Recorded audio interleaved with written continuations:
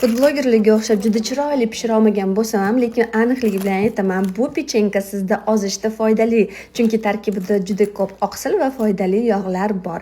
Bu pechenkani qachon va qancha yeyilishini videoning oxirida aytaman. Hozir esa retseptdan bo'lishaman. Ikkita tuxumga 100 gramdan sal kamroq shakar, vanilin saxir hidi zo'r bo'ladi.